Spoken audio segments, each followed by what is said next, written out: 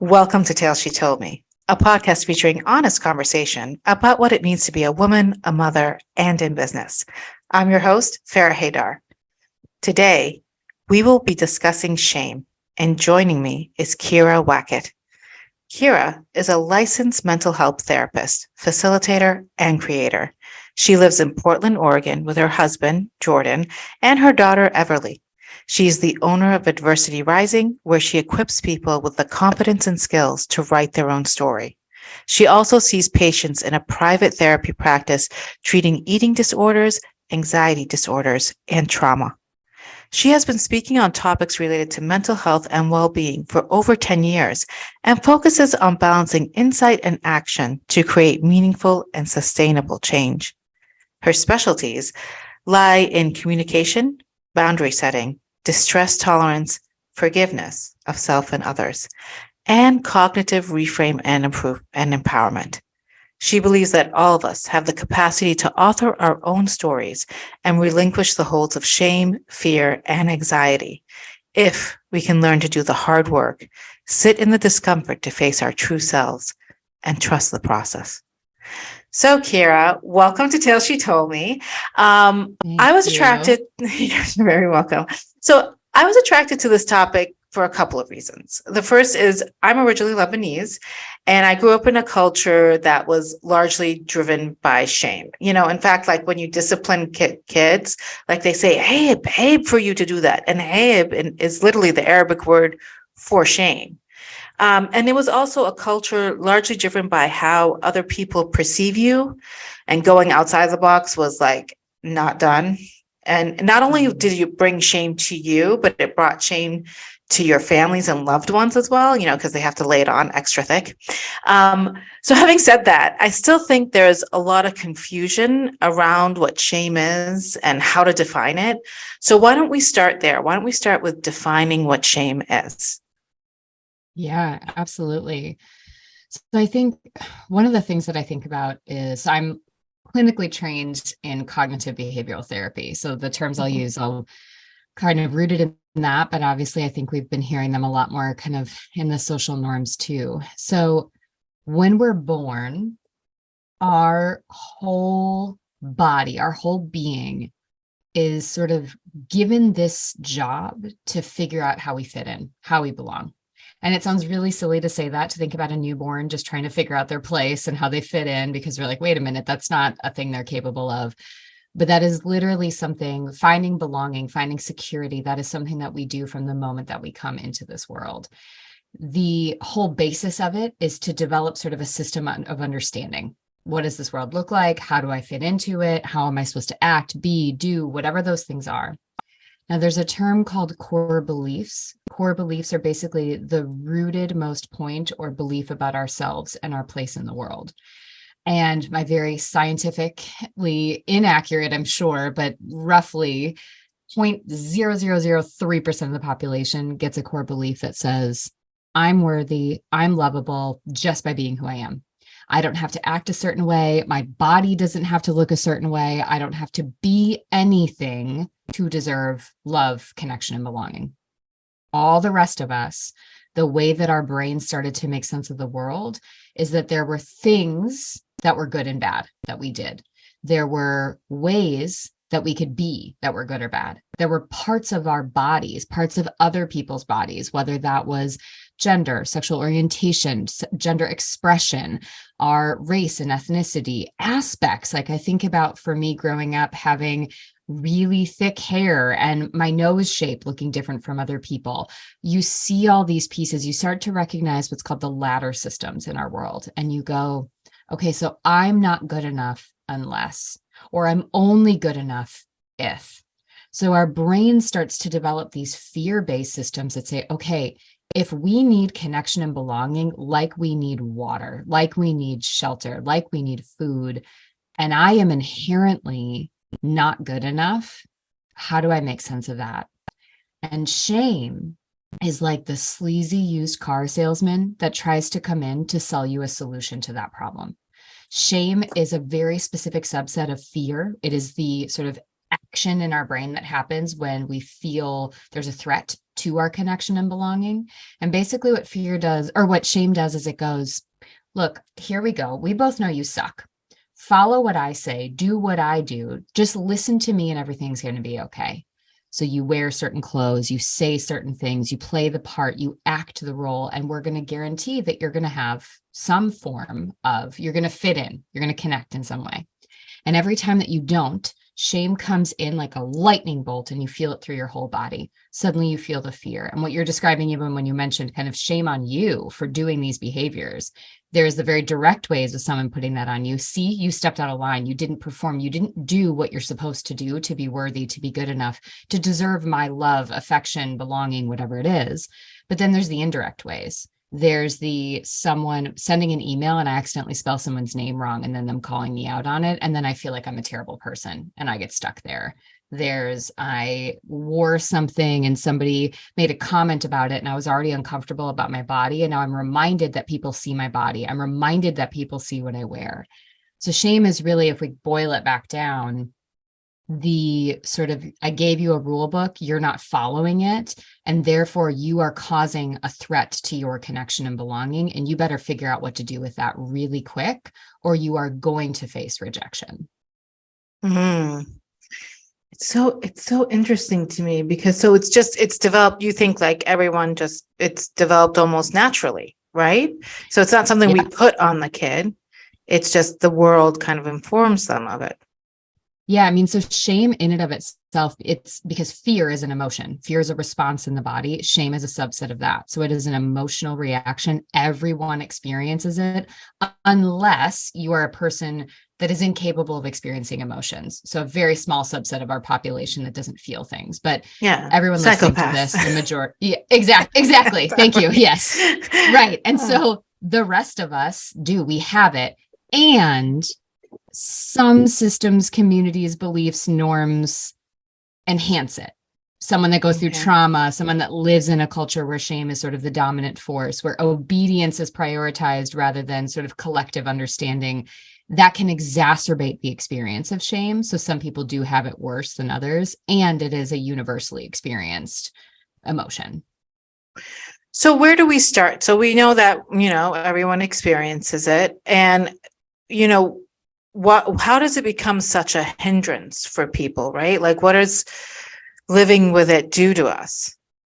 Yeah. I mean, I think the biggest thing is if we all go back to elementary school, middle school, even going into high school, we all know that there were times where we made choices to line up with the collective, to conform. I think back to, I bought these stupid shirts from Hollister that were like these polos, and you were supposed to buy two of them to go together. So you double layer them and you'd pop half your collar. It was so dumb. I hated the look. The shirts didn't fit. Everything about it was terrible, but that's what everybody wore. And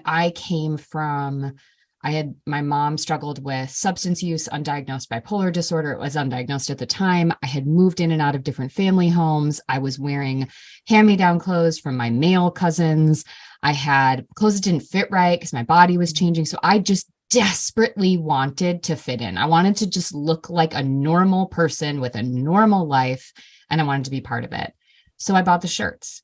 We know that there's times that we lied and said we didn't have an opinion when we did. We listened to the music our friends liked. We did the things our friends did.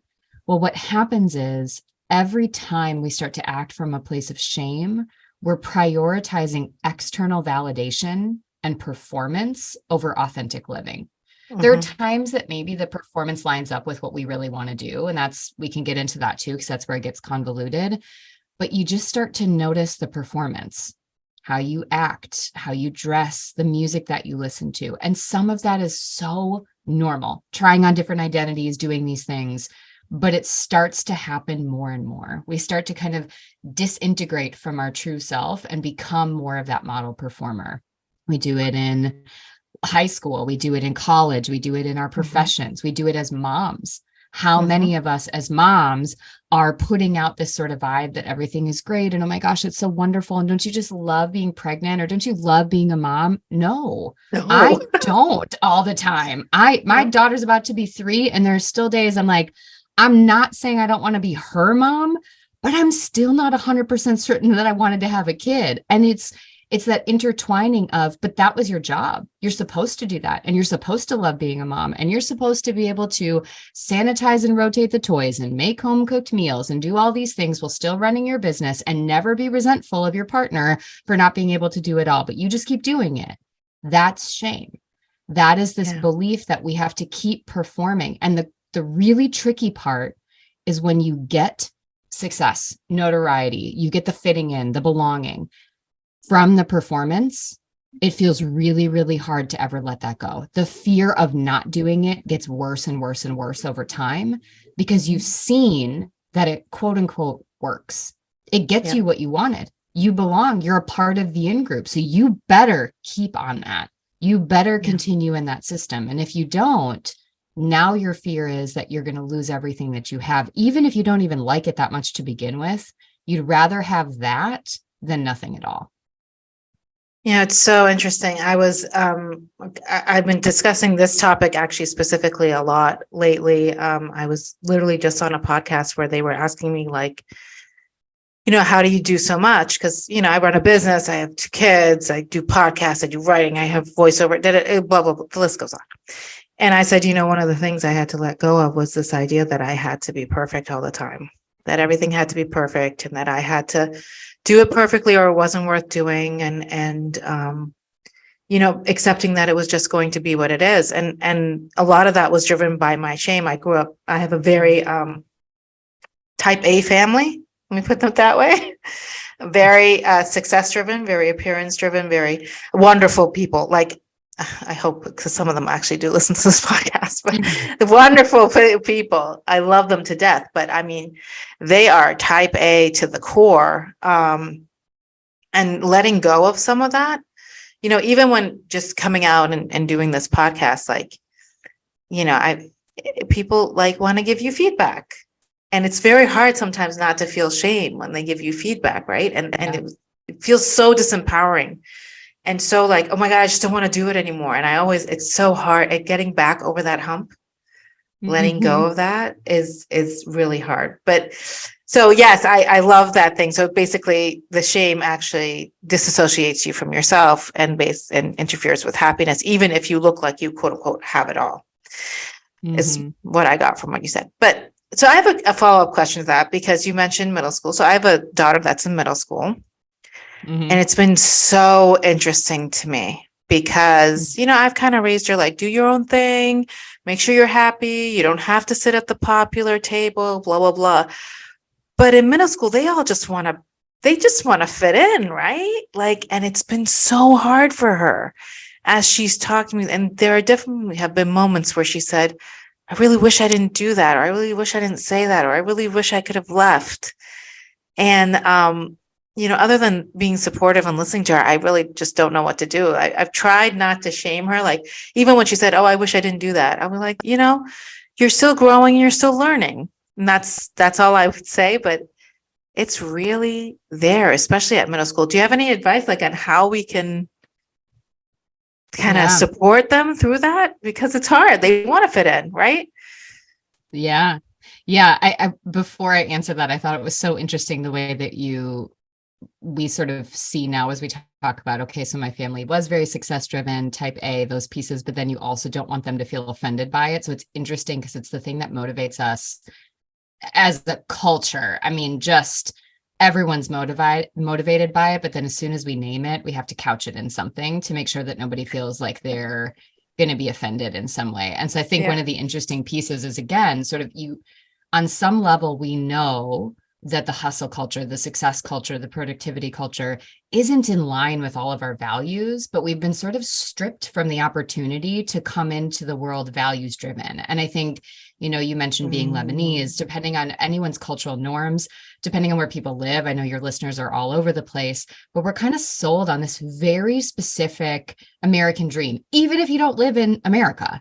And there's this sort of notion of what that looks like. And it's very rigidly tied to the patriarchy. It's very rigidly tied to systems of being a white cisgender male and what that looks like. And so there isn't the same privilege of flexibility to say, well, what does values driven look like? What does success look like for me? Because you're already coming into the world being told, well, you got 6 check marks against you. Your skin color isn't ideal. Your body size might not be ideal. Your height might not be ideal. Your credentials might not be ideal. Your citizenship might not be ideal. Whatever it is, there's these stories that we're told of, well, look at, you've already got these marks. You can't afford to take the time to figure out what you want. You better just start getting in line and doing what you're supposed to do, because otherwise you're not going to get there.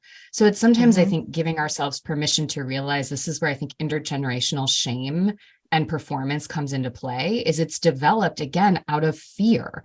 It's your body trying to protect you. And then when you have your own kids or your own families to protect, you don't want them to feel bad about themselves, but you want to protect them from a world that's set up to make them feel bad about themselves. So you don't mean to, but shame becomes the driving force for you as well, because it's all you've known. And you want to protect them from that feeling like they are already 10 steps behind based on these identities. So I think just saying that to give some context to that, because I think that's kind of the space you're trying to hold. And now we see it, because now you're turning, to your daughter and you're thinking about, so what does this mean? I think what's super interesting is she's got insight into the fact that it doesn't feel good to her when she does something. That's really the first step, is to recognize when we act from a place that doesn't feel authentic to who we are.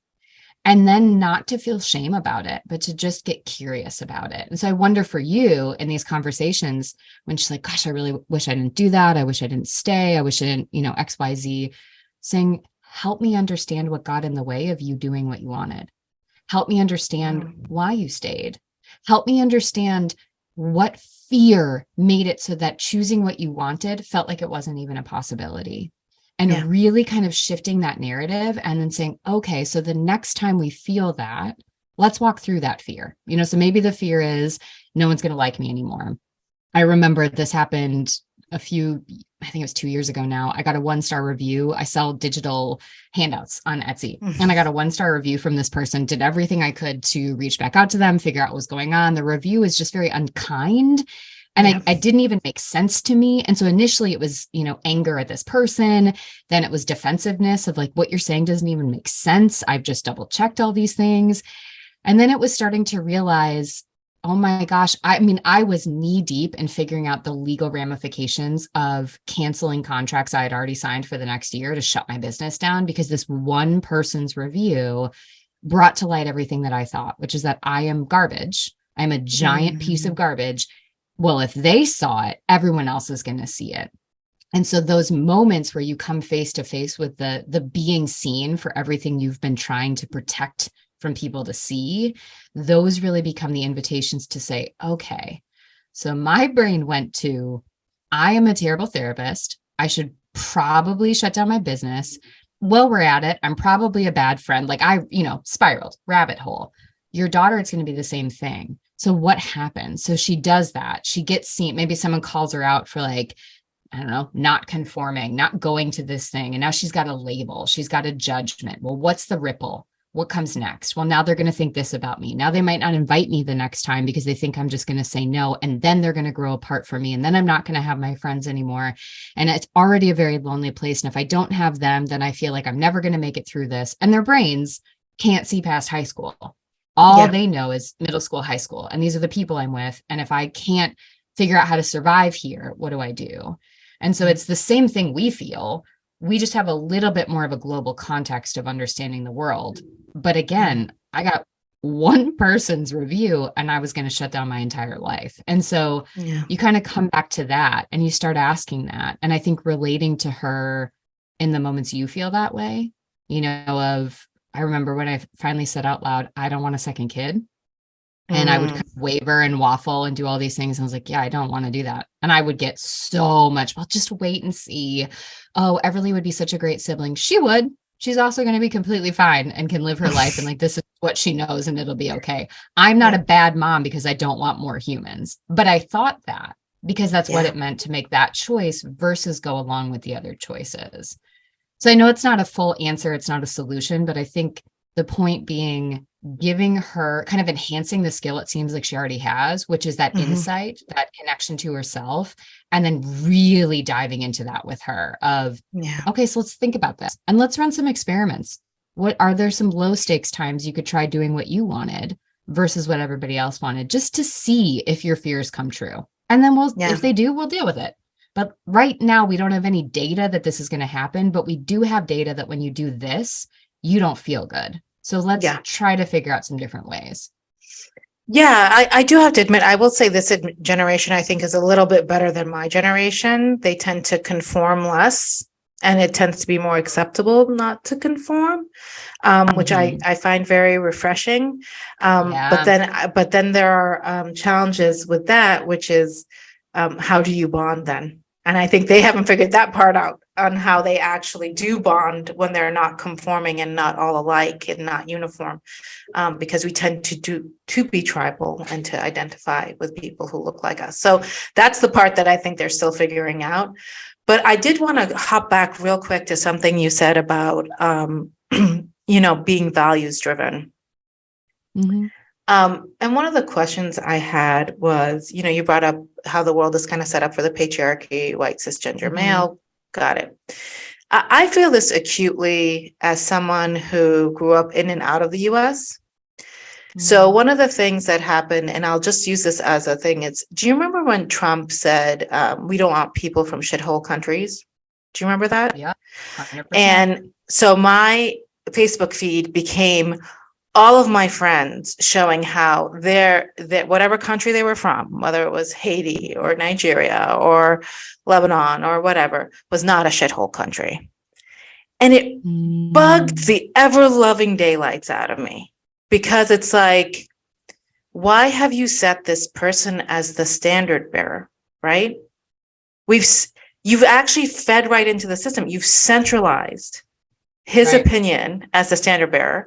And therefore, by the way, like all white, kind of like this cisgender patriarchal Mhm.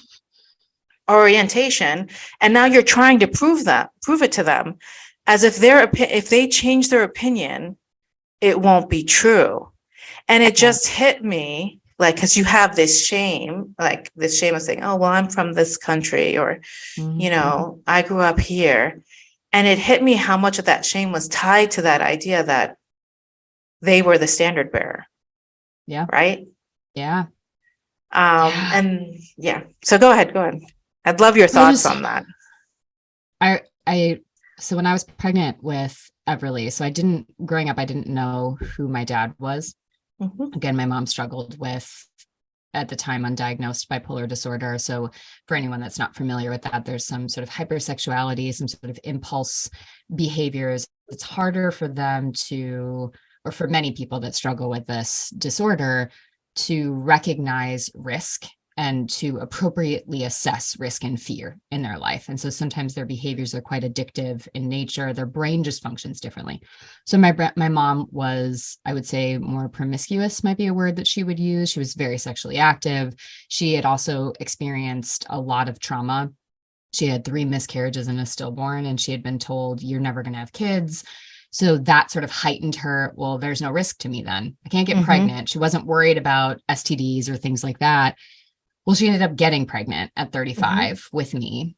And there was a lot of, I think, grieving, processing, making sense of what it was like to, and her shame. The story would change all the time. Sometimes she knew who my dad was, sometimes she didn't, but it was very clear she didn't. So I didn't know who he was. I didn't know anything about the other half of my life. And then I got pregnant with my daughter in 2019. And I was like, oh, I kind of need to know some of these things. Like, am I a carrier for some, major Mhm. genetic disorders? Do I, what are the things that would be helpful? And so my husband and I did 23andMe so that we could Mhm. also get some other information. And, so not just the medical stuff, but any parts about my racial and ethnic backgrounds, any other parts of these things for me. So my mom is white. She is a mixture of all sorts of European elements. And then I got it back that I was half Middle Eastern. Oh, wow. And I remember going, huh, There was a part of me growing up that I didn't know. When I would be around family members, one of my aunts that married into our family is from Mexico. When she and I would be together, people would say we looked alike. When I had friends that were Middle Eastern Armenian, so when I would hang out with them, people would say, "Oh, are you sisters?" So I remember kind of understanding that I didn't. Going back to I have dark hair, very hairy body, my nose shape is different. Well, then I get this news and immediately feel joy, anger, and fear. And the fear that came up was, do I have to disclose this now? Because I don't feel safe putting this on a form, given who our president is. And so coming back to what you're describing right here of, I immediately felt like I couldn't claim this thing, partially because of the fact that I still felt like I was raised white. For all intents and purposes, I am white. My experience of the world has been laden with the privilege of that. So there was a part of me that kind of was sorting through ethically. I know I can claim that this is a part of who I am, but I want to be really respectful because my cultural experience is different. So there was that, sure. But there was also I don't want to put that on a form. What if that means somehow now I'm going to get flagged and every time I go to TSA that something's going to happen? What if one of our best friends is from Afghanistan and I know what his experience has been like, particularly since 9/11. And so just this interesting thing that happened. And it was the same as what you're describing of immediately the power of knowing who I am was given to this person that was arbitrarily deciding who was better or worse based on one aspect of themselves. I love the anger that you had, because I think for so many people, when we spend our lives shame basically, I'll walk it back. When we feel shame about anything, our defenses are to either play the part. So we become sort of the human givers. We are subservient. I'm going to just do whatever I can to be of service to you because you're the person in a position of power. So I'm just going to be down here. And that could be on the global systems, especially thinking about the patriarchy, racism, all that. But it could be in your household. You don't already feel like you're deserving and worthy of love and connection. So you take care of everything for your kids and your partner because you feel like that's the only way they'll love you. But then one of the other ways that we do it is we fight shame with anger. And one of the ways that we do that then is we get defensive. We have to be right. We're going to stick it to them. That sort of, we believe it's righteous anger, but now all we're doing is putting that person in a position of power. In both sides it is. And so it's really recognizing how you responding is keeping the system alive. Me responding to the 1-star review. I had the right now to make it the story I wanted to. Where he definitely, or I made an assumption that this person was a he. We'll say they definitely were, I would say, power driving my life for maybe a week. Again, because it took me a long time to come out of it. But then I had to come back and say, if all of my choices now are going to be the result of this person's review, the person's review sucked. And I've had more than just a 1-star review. I've had clients that we weren't a good fit in the coaching world or the therapy world, or, I've submitted for a speaking event and didn't get it, or someone didn't like me. But the more I continue to make the rest of my life about that experience, the more I put that person in a position of power. And I think what happened, unfortunately, the collective trauma of Trump's presidency was that experience. People being in a position of being shamed and then in a state of defensiveness for so long. I mean, it was a hypervigilance, waking up to wonder what was going to be taken next. What was the next thing that was going to happen? We still are seeing this, even with a changeover in presidency, with what's happened with the Supreme Court, what's happened in other places. So the trick is, how do we fight those systems without spending our life defending ourselves against the systems and the changes? How do we redesign? Because the system's broken. The system is designed on shame. It's the same system that says that students that get A's are smarter than students that get C's, or students that, do a certain number of extracurriculars are more deserving of being in medical school than someone else. We're not thinking about context of people. We're thinking about systems of power. So I know we're kind of jumping into a really big topic here that would take us hours to sort through, but I think coming back to it, again, thinking about us as people existing in a community, us and our families, us as business owners, I think the point of all of this is to think about how are we responding and reacting to systems that we might not actually believe in, and what's the alternative?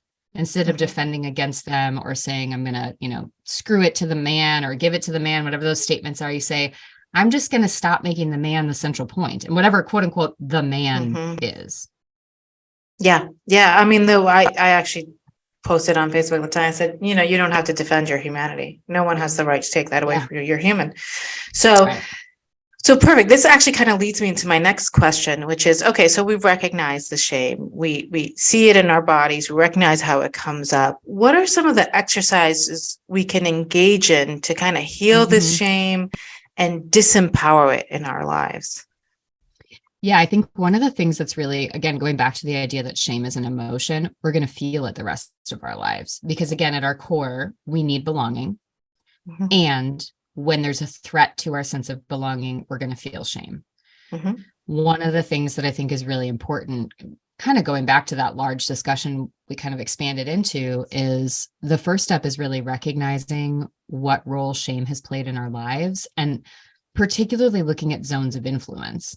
So again, we could go back to defending our humanity, race, gender, sexual mhm, orientation, these large scale things that are tied to systems of oppression and shame. Look at the mhm, influences there, but then go more granular. Look at the influences of your cultural norms and communities. Look at the influences within your family system, the influences within your field. Again, thinking about, mhm, for people listening, moms, entrepreneurs, business owners. What are the pressures? What are the shame narratives that exist? I think a lot about now the impact of social media and sort of influencer mindset. So the idea that you're mhm, supposed to be 22 and a millionaire versus you're in your 30s or your 40s or your 50s, and it's a slow build to make your business what you want. And you're constantly feeling guilt and shame about not being with your kids enough, not doing your work enough, and all of those pieces. It's recognizing those influences. So I think step mhm, one is name it, grieve the fact that you have this, you can't do anything to get mhm. rid of it, and then start to understand how the rules got developed for you based on your intersecting identities and experiences of the world. Once you do that, then it's a slow dismantling of those systems. So again, if we go back to this idea of our sense of racial and ethnic identity, recognizing that the way that we feel, or we could even do body image, thinking about the way we feel about our body. The reason that we feel bad in our bodies is because there's a $65 billion industry that has told us to feel bad about our bodies. But when Mhm, we look at science, when we look at understandings of health, and we look at metrics of kind of life satisfaction, those things don't actually equate to that. It's the same as what we know about money. The more money we make, actually, we're seeing that it ties to decreased sense of happiness and satisfaction. mhm, So it's starting to look at sort of the science behind these beliefs you have and systems, and then tying it to your values. So saying, okay, so I've been told that I'm only worthy if I'm in this size body. I'm only, I'm a good mom if I'm rotating her toys every 2 months and I've got book rotations going and she's constantly got a new thing visible and the books are all about this and there's never any sort of exclusive word, blah, blah, blah. Okay. All of that is rooted to what? I'm going to really think about that. I'm really going to think about, you mentioned perfection before. Perfection is a fear-based system. Play the part and do it perfectly. Don't have disruption because the system requires us to do it. We're sold this by, generations past where norms were different. They weren't maybe working outside of the home. And that's not to take away from what their life was like, but things look very different now. And what are we being told by people that are in positions of influence and how are they tied to these systems?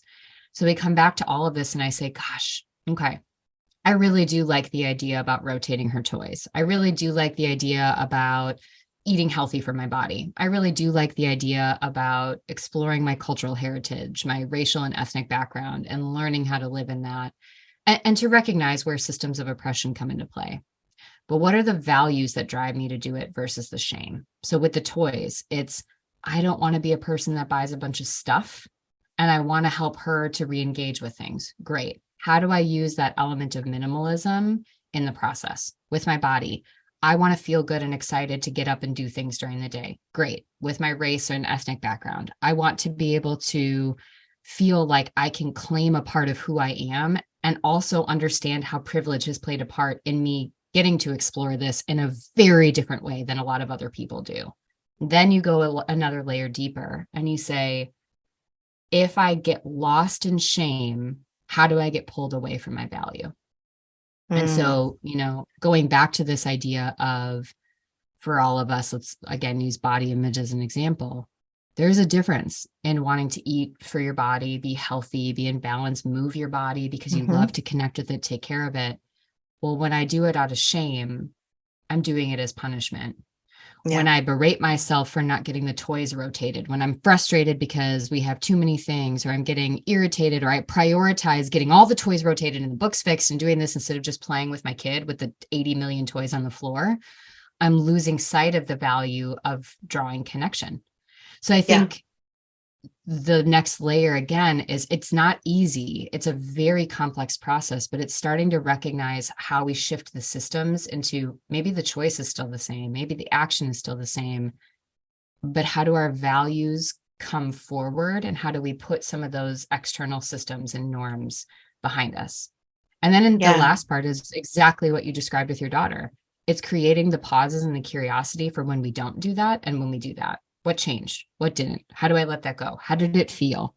What is the sort of reaction I'm noticing in my body, and how do I create space to learn to tolerate that distress and not react from that place of fear? I know it's such a Yeah. convoluted answer. So people listening are probably like, No. okay, great, but how do I do that? But that is really, I think, the large scale process. Yeah, I think it's wonderful because I do agree with you. It's a lot of it is about perspective, right? Like, so Yeah. I've struggled with body stuff a lot. So what you said about body really resonated with me because the truth is I want to be slimmer, but I don't want to be Hmm. slimmer to fit in a bikini. I want to be slimmer because I want to be able to move and age gracefully. And the minute I Mm-hmm. shifted that, and I shifted, like, I'm not eating salad to be a rabbit. I'm eating veggies because it makes my body feel good. Like, Hmm. it became a very different process, and I still struggle with it. And it's so easy, especially around this time of year. We're like in the new year, new you. I mean, there was definitely a period in my life where I had to, eventually I will talk about this more extensively, but I had to literally shut down all the diet talk. Like, I just turned off Yeah. the radio, turned off everything, and I ate whatever I wanted for like 2 years. I gained a ton of weight, did not care. I was just like, I'm done. I just don't, I had to literally spend years deprogramming Hmm. everything, but to start from a different place of love rather than shame, because my Hmm. mom was incredibly image and body focused. The Lebanese culture is, oh my Hmm. God, so body and image focused. So I totally agree with you. It's all about the perspective and the motivation behind the action, right? Hmm. The action can be the same, but your perspective and motivation, if it's different, it's just different. It can relieve you of the shame. So this is a lot. I could talk to you for hours, but I'm taking a glance at the time and I'm like, oh my God, we're getting close. So I'm going to ask you a question that I ask all my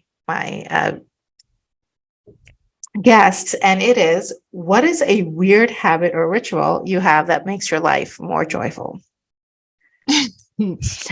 Yeah, when I first started listening to this question for people, one, it's super fun because this right here, you're asking people to honor themselves. You're asking people to step out of shame because you're asking people to share something that makes them unique or different or puts them in a place of vulnerability. So I love that. I love that question.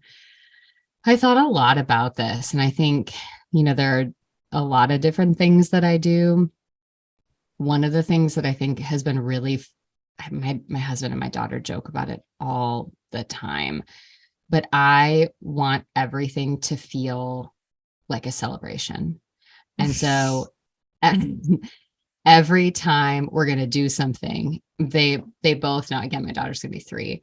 They'll both kind of joke of like, oh, let's do fun drinks. Let's do this. So everything, like, we're going to do our taxes. Let's do this. And so it's Mhm. become this ritual for me to shift my mindset around what I have to do and how I have to do it. For my daughter and I, if it's all right, we got to, do this cleaning thing and we're going to go run errands.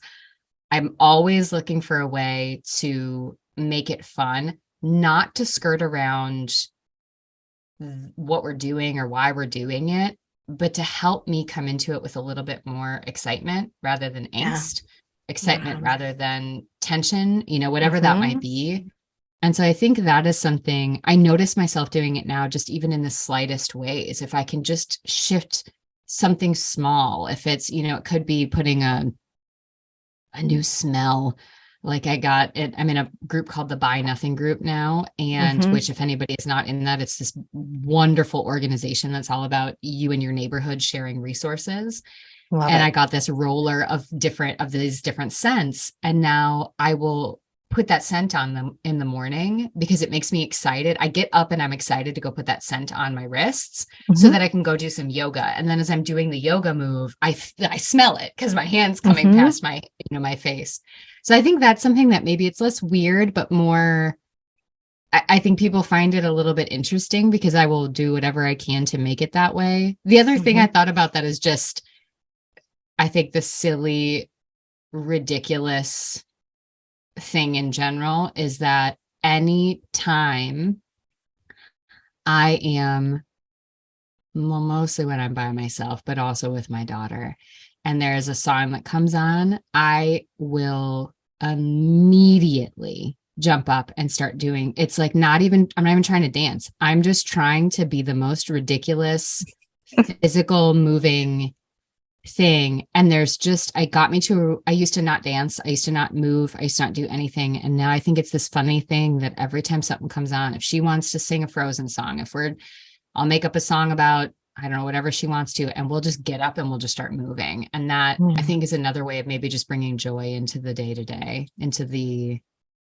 everyday moments that I'm sure when she is your daughter's age, she will say to me, "This is weird. Don't do this." Or like, "Not everything has to be a thing, mom." But I would say those are the things that, at least for me, bring me joy now and seem a I, little I silly. love I love those answers. And I think it's so important to bring magic into the everyday things. I do that too. I put on music when I'm doing dishwashing.